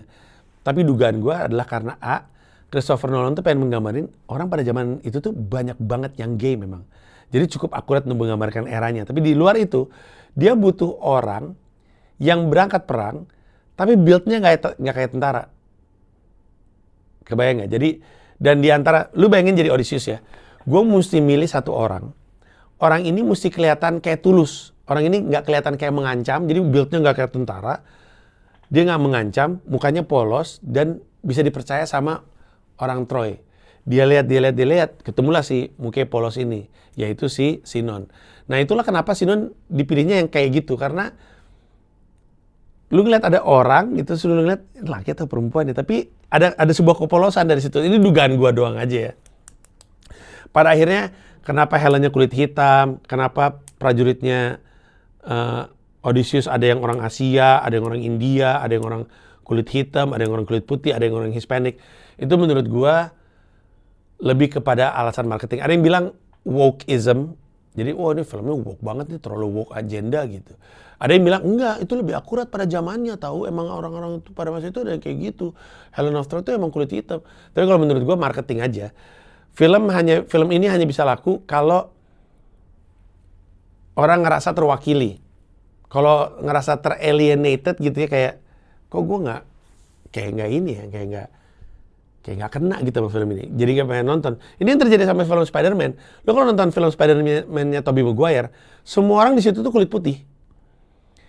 Tapi itu kan dibuat di tahun 2000-an awal atau 90-an, kayaknya 2000-an awal deh. Sekarang Amerika Serikat di New York dan Queens terutama, isinya bukan orang kulit putih. Kalau lu ada di New York, lu naik subway aja, naik kereta, lu akan lihat ada orang Asia, ada orang India, ada orang Amerika kulit putih, ada orang kulit hitam, banyak banget. Bahkan gue jamin kalau lu naik subway di New York City, kulit putihnya cuma 30%. Sehingga itulah kenapa di film Spider-Man sekarang, Zendaya-nya Hispanic, terus ada Ned yang orang Filipin, Flash-nya orang India. Kenapa kayak gitu? Karena itu lebih akurat menggambarkan New York memang. Yang kalau misalnya lu bikin film isinya kulit putih semua, New York aja nggak ngerasa terwakilkan. Dia ngeliat, New York kok kulit putih semua gitu. Nah karena film ini dipasarkan ke dunia, di seluruh dunia, maka dibutuhkan perwakilan dari seluruh dunia di dalam film tersebut. Supaya ada perasaan keterwakilan. Emang itu marketing aja menurut gue. Termasuk keterwakilan LGBTQ. Anyway, setelah ketemu, terus semua mayat-mayat itu, adegannya keren banget. Tiba-tiba si Odysseus ngeliat, anjir kok banyak banget. Orang kan berdorong-dorong, mayat tuh sampai bangun, terus pada dorong-dorongan. Terus ditanya sama Odysseus, itu apaan di belakang? Itu semua arwah-arwah penasaran yang tidak lu kubur dengan prajurit yang bekerja untuk lu, yang tidak dikubur dengan benar gitu. Tidak dihormati lah hidup dan matinya malu. Terus mereka semua marah, mereka ngejar. Terus si Odysseus bilang, lari! Mereka lari, terus kabur lagi. Setelah dari situ, masuklah ke salah satu adegan terfavorit gua. Mereka ngelewatin kepulauan yang ada siren. Siren ini adalah makhluk mitos perempuan yang bernyanyi. Nyanyiannya saking menggugah, siapapun yang mendengar itu akan mati. Dengan cara yang berbeda. Tapi pokoknya kalau lu dengar lu akan mati. Yang dinyanyiin itu adalah lagu yang menyanyikan semua hasrat terpendamnya lu. Sehingga ketika lu dengar, misalkan apa ya, hasrat terpendam lu adalah punya kartu Pokemon Rare yang harganya 500 juta gitu.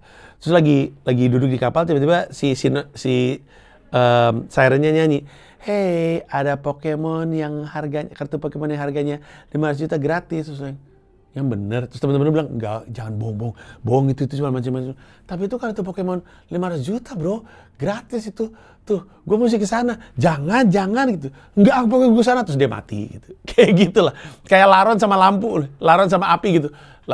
Lu tau gak lampu yang warnanya biru itu? Yang kalau misalnya, yang selalu mancing laron-laron, terus kalau laron datang mati, gitu.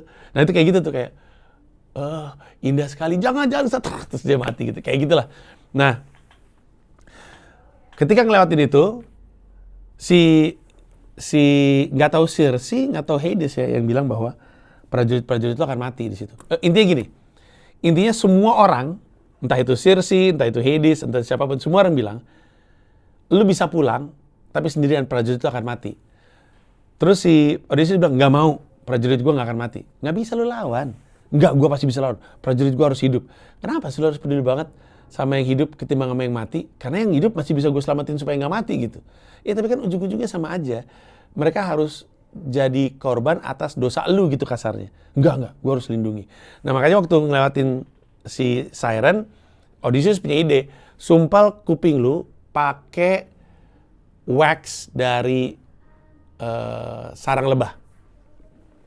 Terus tapi Odysseus bilang, kecuali gue, ikat gue di tiang, gue pengen dengerin. Terus kata prajurit teman-temannya, kan nggak boleh didengar, gue pengen dengerin, gue pengen tahu kayak apa gitu.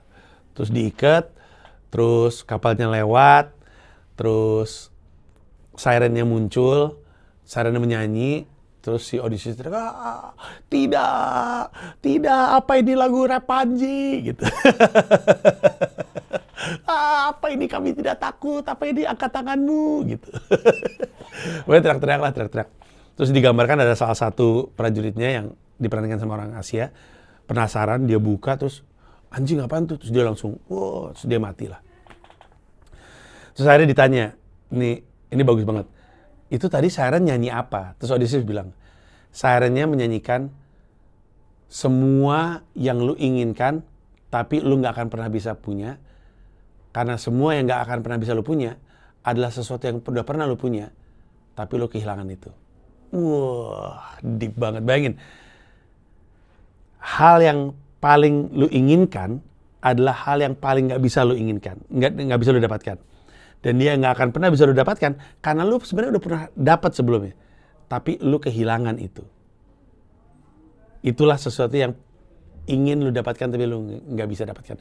Rasanya kayak ada gatal yang gak bisa lu garuk gitu. Gambar ini, kayak gambarannya. Jadi kayak bayangin punggung lu gatal, tapi gak kena. Aduh anjing. Aduh. Tapi makin lama makin gatal. Nah terus tersiksa kan? Nah kayak gitu rasanya, penggambarannya. Nah gue suka juga adegan itu.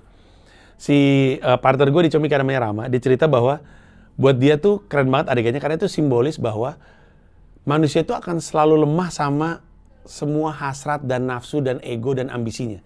Dia akan selalu lemah dengan ini semua. Makanya dia perlu mengikat dirinya ke tiang. Tiang ini ya bisa agama, bisa pasangan. Pokoknya sesuatu atau seseorang yang akan menahan kita untuk membuat kita tidak langsung menyerbu semua ambisi dan hawa nafsu kita. Kayak laki-laki mungkin punya ambisi yang nggak benar, tapi dia mengikat dirinya sama istrinya, sama pasangannya, atau orang gitu ya. Sebenarnya ambisinya pengen ngelakuin sesuatu yang salah, tapi dia diikat sama agama. Agamanya ngasih tahu lu nggak boleh ngelakuin ini, gitu kasarnya. Kayak apa ya? Kayak kalau lu sebel sama orang, boleh pengen nampol kan? Pengen gue tampol dan ini orang, tapi kan nggak boleh karena dosa. Secara agama, secara hukum deh gitu. Secara hukum kan lu nggak boleh gitu. Ya gitulah pokoknya. Nah itu adegan favorit gue. Setelah mereka lewatin ini, terus mereka ngelewatin dalam perjalanannya mereka harus milih dua. Mereka ketemu sama Scylla. Scylla itu adalah monster berkepala 6. Atau mereka ketemu namanya Charybdis, pusaran air. Jadi kapalnya harus ngelewatin pusaran air, tapi mati semua. Atau lewat Scylla, sebuah teluk gitu ya, kayak bukan teluk ya, atau teluk ya, lewat teluk gitu di mana ada monster berkepala 6. Kalau lewat Charybdis semua prajurit lu mati. Kalau lewat Scylla 6 prajurit lu mati dimakan monster berkepala 6. Akhirnya lewat situ. Nah, dan itu lagi-lagi pusarannya juga dibikin secara praktikal. Orang nanya kan, gimana bikin pusaran raksasa itu kalau nggak pakai CGI? Ternyata lagi-lagi main perspektif. Christopher Nolan nyuruh orang 2 atau 3 orang naik jet ski muter-muter terus dapat pusarannya, jet ski-nya di take out secara CGI. CGI juga sih tetap ujung-ujungnya. Terus termasuk si monster berkepala 6 juga itu main animatronik gitu kurang lebihnya. Udah, akhirnya mereka mampir sisa-sisanya. Kan makin lama berkurang tuh dari 3 kapal, jadi 2 kapal, jadi 1 kapal. Karena pada mati di tengah jalan kan. Mampirlah mereka ke sebuah pulau namanya Pulau Helios. Udah dikasih tahu tuh sama Circe. Nanti lo akan mampir ke Circe atau Hades yang bilangnya. Lo akan mampir ke Pulau Helios. Dan nanti prajurit lo akan makan sapi-sapi suci. Kalau dimakan sapi sucinya nanti mereka semua akan dihukum mati sama Zeus gitu. Terus pas lagi dalam perjalanan, prajurit ngeliat tuh ada pulau. Terus kata si Odysseus, jangan ke situ. Itu pancingan. Nanti lo akan mati ketika lu makan sapi-sapi suci yang ada di situ, sapi-sapinya Zeus tuh. Terus kata prajuritnya, enggak kok. Kita akan makan buah, makan air, kita nggak makan itu. Ya udah terserah, janji gitu. Mereka melipir ke situ. Mereka udah ngumpulin buah dan udah ngumpulin air dari seluruh pulau, tapi anginnya nggak bisa membawa mereka keluar. Jadi mereka stuck di situ bertahun-tahun. Makanan habis, air habis, akhirnya prajurit-prajuritnya terpaksa makanin sapi itu diam-diam pura-pura. So Odysseus bilang, fuck lah kan lu udah janji nggak dimakan. Ya kita kan lapar, nakal aja lu anjing. Ya udahlah terserah, gue udah ngasih tahu lu, ntar lu bakal mati. Bener aja pas mereka akhirnya berangkat, Poseidon ngamuk, Zeus ngamuk, akhirnya semua prajurit yang tersisa itu kepecah, kapalnya kepecah jadi dua. Odysseus di belahan sini, teman-temannya ada di sini. Sudah aja, tiba-tiba dia sadar ada sebuah pulau, si Odysseus. Pulau itu adalah sebuah pulau di mana hiduplah seorang perempuan bernama Calypso. Calypso ini perempuan sakti, di mana dia yang nyelamatin Odysseus, dia yang nyembuhin Odysseus. Terus Odysseus pingsan berbulan-bulan. Lama-lama perempuan ini jadi jatuh cinta sama Odysseus. Terus Odysseus dikasih makan, kalau menurut kisah puisinya dikasih makan, pelepah bunga lotus.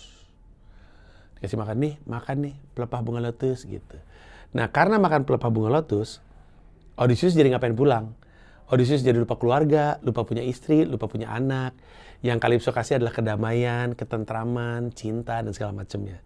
Dia di situ 3 tahun atau 4 tahun gue lupa. Terus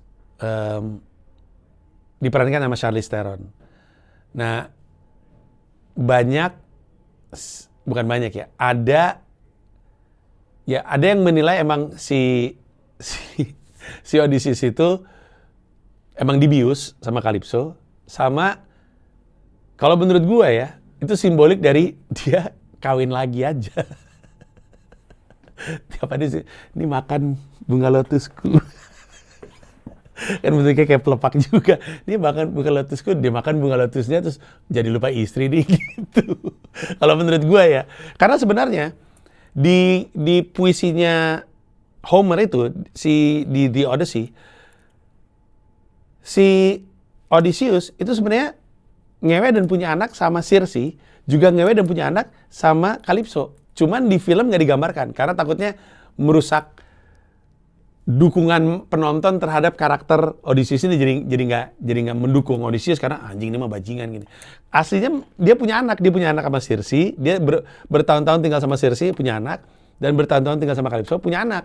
Aslinya sebenarnya kayak gitu, cuma nggak digambarkan. Habis gitu, kalau di puisi jadi katakan bahwa Calypso ngasih dia kelopak bunga lotus, dikasih makan bunga lotus, sehingga dia mendapatkan kedamaian, ketenangan, terus mendapatkan cinta, sampai dia lupa segalanya. Dia lupa dia punya kehidupan, dia lupa dia punya istri. Itu kan kayak orang kawin lagi ya. Namanya pelaut kan punya bini di mana-mana ya. Itu yang terjadi menurut gue. Anyway, ujung-ujungnya si ingatan kembali. Jadi setiap kali dia di laut, insting dia tuh pengen bikin pengen bikin raft, pengen bikin kapal gitulah. Pengen bikin rakit. Dia nggak ngerti kenapa. Dia selalu bikin rakit. Ditanya sama Calypso, kenapa sih lu kerjanya ngumpulin kayu-kayu ini? Setiap kali dia ngelihat kayu dari laut, dia flashback dan dibisikin sama Athena. Lama-lama Calypso-nya menyerah. Terus dan si Odysseus nanya, gue tuh udah berapa lama di sini? Gue tuh punya keluarga nggak sih? Gue punya istri nggak sih? Terus kata Calypso, nih makan. Ini makan bunga bunga lotusku gitu. Lupa gitu. Ntar inget lagi. Aku tuh punya istri tahu. Ini makan dulu. Lupa gitu. Gitu mulu sampai satu hari ingatannya makin lama makin kuat gitu. Calypso-nya nyerah. Gue tahu sih suatu hari lu akan ninggalin gue. Kenapa? Kata Odysseus. Karena waktu lu terdampar, lu tuh megangin sesuatu dan nggak mau lepas. Tangan lu tuh megangin sesuatu dan nggak mau lepas. Dan lu nyebutin 2 nama. Yang satu Athena, yang satu Penelope. Terus dikasih lihat, ternyata itu adalah pinnya Penelope yang dikasih ke Odysseus. Terus Odysseus ngeliat itu nangis, oh my god. Ingat semuanya. Terus bilang, gue mesti balik. Terus kata Calypso, lu bisa balik, bikin rakit, tapi lu tiduran di atas rakitnya. Nggak usah ngelawan, nggak usah ngedayung, nggak usah bikin layar, nggak usah pokoknya lu terima aja hukuman dari Poseidon dan Zeus. Setelah itu lu akan bisa balik. Akhirnya dia bikin, terus dia nggak tahu berapa tahun lagi ada di situ. Akhirnya dia terdampar di Ithika di kerajaannya dia. Terus kasih di situ dia nggak langsung ngasih tahu bahwa hey I'm back. Dia nyamar jadi gembel. Ini adalah masukan dari Agamemnon yang dia temui waktu dia di Hades. Dia ketemu sama mayat Agamemnon kan, terus bilang, hah Agamemnon, kok ada lu di sini? Kok lu mati gitu? Lu mati di laut? Kagak, gue udah balik nyampe rumah. Terus tanya, lah udah nyampe rumah kok mati? Gue dibunuh sama istri gue. Jadi gara-garanya Agamemnon itu dibenci sama istrinya sendiri. Soalnya istrinya marah sama Agamemnon. Agamemnon pernah mengorbankan anak kandungnya sendiri demi mendapatkan angin yang baik ketika berperang. Jadi sebenarnya kalau di kisah The Iliad-nya, Agamemnon tuh bikin dewa marah karena dia ngebunuh hewan apa gitu. Terus jadinya cuaca tuh tidak berpihak pada Agamemnon ketika mau perang. Namanya juga perang laut-laut, angin kan jadi penting ya. Akhirnya dia mengorbankan anaknya sendiri, istrinya marah kan. Kenapa anaknya sendiri? Karena menurut agamanya mereka, semakin besar pengorbanannya, semakin besar timbal balik dari para dewa. Jadi karena dia pengen banget mendapatkan angin dan cuaca itu mendukung dia dalam konteks perangnya dia ngorbanin anaknya. Istrinya marah, istri akhirnya selingkuh sama orang lain, dan pas Agamemnon pulang dimandiin, jrot dibunuh. Mati Agamemnon. By the way, Agamemnon diperankan sama Benny Safdie, yang menurut gue adalah miscast terbesar di film The Odyssey, karena memang sih badannya jangkung, gede, dan digambarkannya selalu pakai topeng gitu, jadi wajahnya nggak terlalu penting. Tapi pas giliran buka baju tuh badannya kayak bukan badan raja gitu, mulus banget. Atau mungkin itu justru badan raja, gue juga nggak ngerti deh. Tapi ya menurut gue sih nggak cocok. Nah ketika ketemu sama Agamemnon bilang, gue waktu balik langsung dibunuh. Lu nggak tahu nih siapa yang masih setia sama lu, siapa yang udah dendam sama lu. Jadi lu hati-hati aja lu nyamar jadi gembel. Nyamarlah jadi gembel. Terus dia ketemu sama Eumaeus lagi. Ya, dia ketemu sama Eumaeus lagi, tapi masih nggak ngaku kalau dia adalah Odysseus. Terus dia nanya soal keadaan di sana seperti apa, terus si Eumaeus ngasih tahu dan segala macamnya. Sekaligus Eumaeus ngasih tahu, by the way, si Telemachus anaknya Odysseus bakal dibunuh tuh. Di mana? Di kuil apa gitu. Oh, gua akan selamatkan dia. Terus gitu, timingnya pas lah. Kenapa sih Telemachus mau dibunuh? Karena biar beneran nggak ada penggantinya Odysseus selain di antara para suitors, di antara para peminat. Terus pas Telemachus mau dibunuh, diselamatkan sama Odysseus yang masih nyamar menjadi aki-aki tua. Terus dibilang sama aki-akinya, Odysseus masih hidup, tolong kumpulin semua suitors ke dalam istana, nanti Odysseus akan bunuh satu persatu gitu. Terus malam itu Odysseus datang ke istana Ithika. Di depan istana ada anjing tua namanya Argus. Gampang banget ngingetnya karena namanya kayak nama orang Sunda. Kayak Agus. Anjing namanya Argus. Argus itu by the way, di anjing yang memerankan Argus adalah anjing ras tertua di dunia. Yang cuman ada 40 apa 70 lah sedunia. Emang rasnya udah mau punah. Itu dipakai untuk memerankan si Argus itu. Biar setia gitu sama zamannya. Kan kalau ngeliat Golden Retriever terus kayak zaman sekarang banget nih gitu. Terus Argus itu nunggu majikannya balik selama 20 tahun.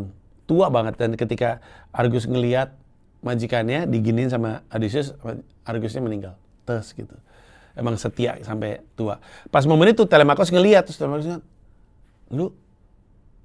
lu Odysseus, lu bokap gue gitu. Terus kata Odysseus, gua gembel, tapi Odysseus akan bangga dan mencintai lu, gitu kasarnya. Anyway, mereka masuk ke dalam, terus semua orang kaget, si suitersnya pada kaget kenapa Telemachus masih hidup karena dipikir udah dibunuh.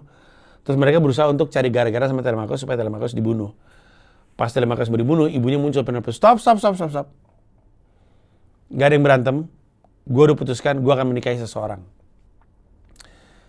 Seseorang ini besok pokoknya semua suitors ngumpul di sini, nggak akan ada senjata di sini. Gue punya sayembara untuk membuat pemenangnya menikahi gue. Udah nih, udah lewat. Si Odysseus sebagai gembel sempat nyamperin Penelope, nanya, takutnya Penelope kayak bininya Agamemnon mau ngebunuh dia. Ternyata enggak, ternyata masih cinta. Harinya tiba, semua suitors pada muncul, terus si Penelope bikin 8 atau 10 kapak diginiin. Jadi kayak ada bolongnya gitu. Ada bolongnya di tengah. Sebelah ini ada busurnya si Odysseus. Siapapun yang bisa masang talinya dan mana ngelewatin 8 itu sampai ke situ akan saya nikahin. Kayak yang disuruh ke Telemachus. Terus orang-orang pada nggak bisa kan, pada nyoba pada nggak bisa. Terus si aki-aki itu bilang, saya boleh nyoba nggak gitu? Saya bilang, ya ilah aki-aki mau nyoba, masa nggak boleh? Kan katanya semua orang boleh nyoba gitu. So akhirnya dia nyoba, terus dia bisa. Semua orang kaget kenapa dia bisa, terus dia giniin lagi. Teng, anjing keren banget pas dia giniin, ting. Pas itu si Antinius langsung sadar, fuck, ini Odysseus. Dia mau kabur keluar, tapi pintunya kan ditutup kan, karena semua orang nggak boleh keluar. Terus akhirnya ada satu orang, ini adegan kematian termemuaskan. Ada satu suitors yang diperankan sama, gue lupa aktor kulit hitam itu. You're Odysseus, langsung dipanah gitu, anjing, fuck, keren banget. Dari situ ke belakang itu juga adegan favorit gue, di mana si Odysseus membunuh semua suitersnya satu persatu dengan menggunakan senjata. Ada adegan di mana senjata diberikan, nanti lu tonton sendirilah. Itu bukan detail yang seru untuk diceritakan, lebih seru untuk ditontonkan. Tapi ujung-ujungnya akhirnya semuanya termasuk si Antonius mati, dan matinya sangat memuaskan, ditusuk benar-benar wup gitu. Terus akhirnya selesai ceritanya. 1,5 jam. 1,5 jam cerita Iliad dan The Odyssey. Itulah filmnya. Nah,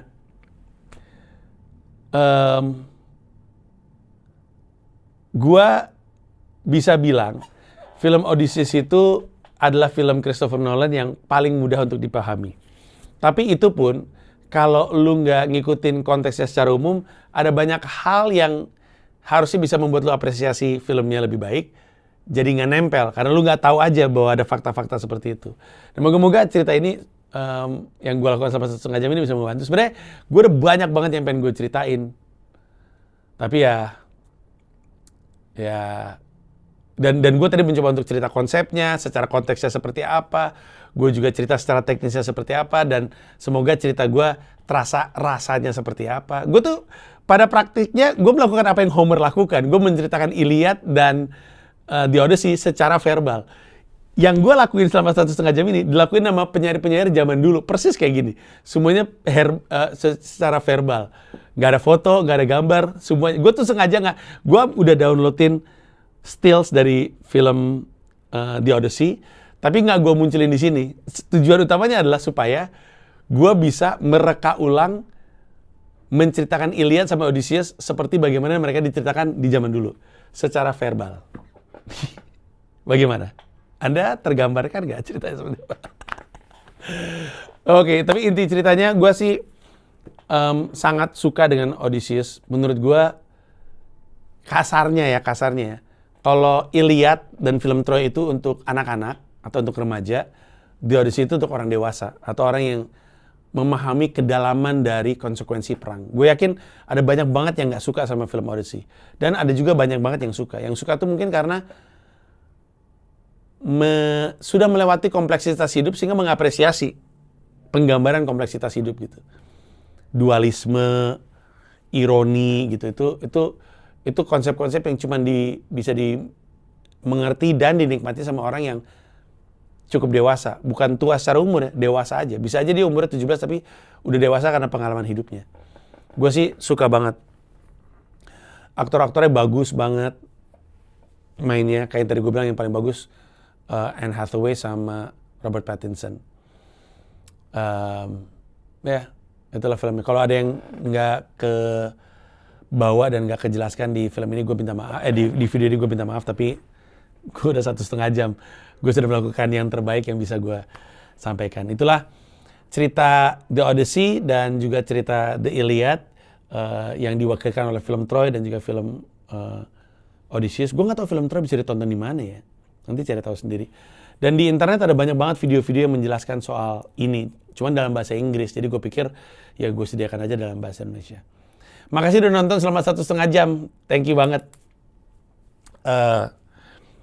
Karena 1,5 jam jadi tadi di beberapa titik gue isi iklan. Jadi semoga lu gak keberatan. Makasih banyak udah nonton dan moga-moga lu suka. Dan selama nonton The Odysseus di bioskop, gue menyarankan nonton di IMAX. Karena nikmat banget. Thank you. Bye. By the way, gue mau kasih tahu sekali lagi, jangan terintimidasi sama reputasi Nolan ketika bikin film. Karena kalau lu mau menikmati Odyssey, emang nggak bisa lu bandingin sama film-film lain. Kayak kalau dibandingin sama Inception bagus sama mana? Kalau dibandingin sama Interstellar bagus sama mana? Kalau dibandingin sama ini bagus sama mana? Ini benar-benar produk yang berbeda. Kalaupun ada satu produk yang paling mirip, menurut gua Oppenheimer itu paling mirip karena sama-sama menceritakan soal perang, sesuatu yang mesti dilakukan untuk memenangkan perang dan rasa bersalah yang datang karena itu. Cuma di beda era. Mirip. Tapi itu pun secara teknis penceritaan tuh beda sama sekali. Jadi makanya nggak usah dibandingin. Film ini sangat mudah untuk dipahami. Kan kita tahu ya, filmnya Nolan yang paling mudah dipahami itu trilogi Batman. Itu paling mudah dipahami karena itu produk pop. Menurut gue ini cukup pop. Karena dalam 15 menit pertama, karena gue hitung. Dalam 15 menit pertama, semua karakter sudah diperkenalkan. Semua karakter, 15 menit pertama. Dalam 15 menit pertama, Odysseus muncul, Penelope muncul, Telemachus muncul, Antinous muncul, Eumaeus muncul, Sinon muncul. Nah itu karakter utama. Agamemnon muncul, Menelaus muncul, mungkin enggak ya. Tapi semua karakter-karakter utama itu udah muncul di 15 menit pertama sehingga lu punya konteks. Oke, inilah si penggendong cerita. Orang-orang inilah yang akan menggendong ceritanya. Gitu. Enak kok, enak untuk ditonton. Mungkin lu nggak suka karena selera, tapi filmnya paling enak untuk ditonton. Ya, selamat ditonton. Thank you. Bye-bye.